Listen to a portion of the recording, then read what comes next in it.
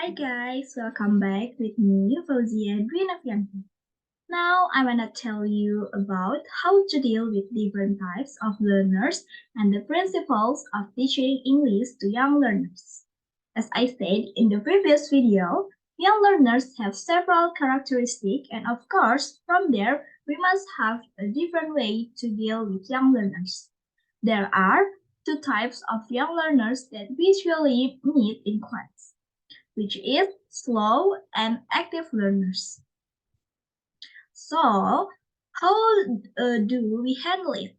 Firstly, teachers should follow the slow learners because they need the support of their teacher more, but that doesn't mean teachers have to ignore fast learners.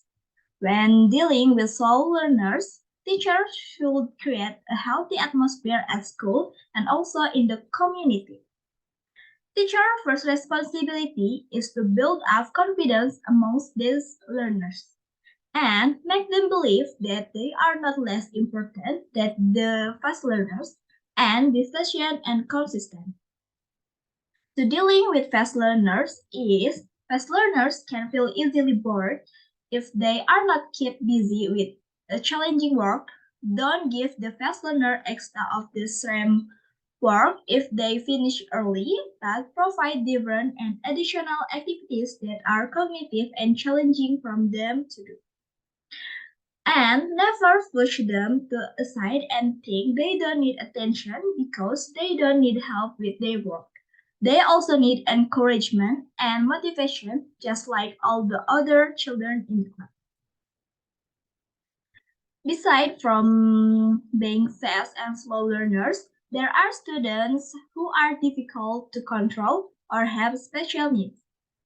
The way to overcome them is keep things simple, communicate with students' parents, teach and use accountability, create a support network, give your students opportunities for success, and keep your classroom organized and discuss matters in private. From the character of young learners to how to handle it, there is the principle of teaching English to young learners. The principle of learning is the basis of thinking with the hope that learning objectives can be achieved and the learning process is dynamic or directed. In other words, guidelines for organizing meaningful learning for students.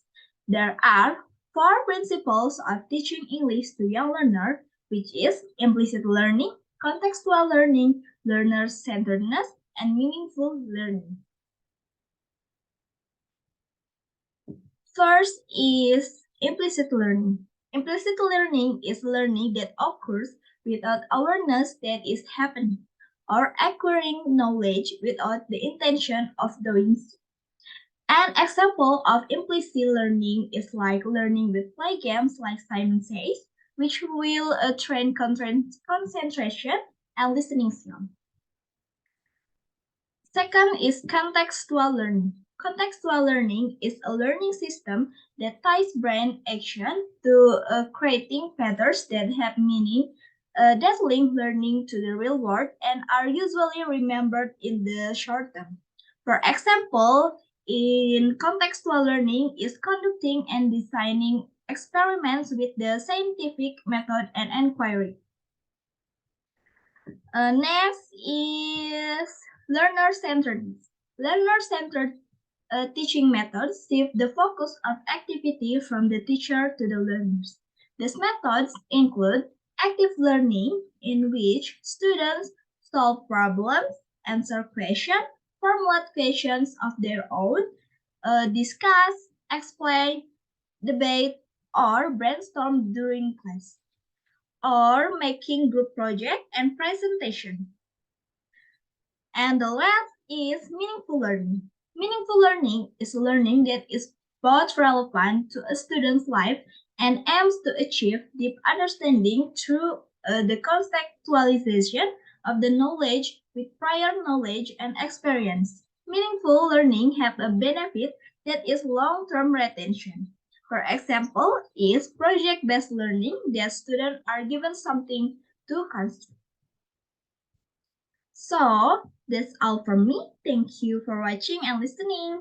See you!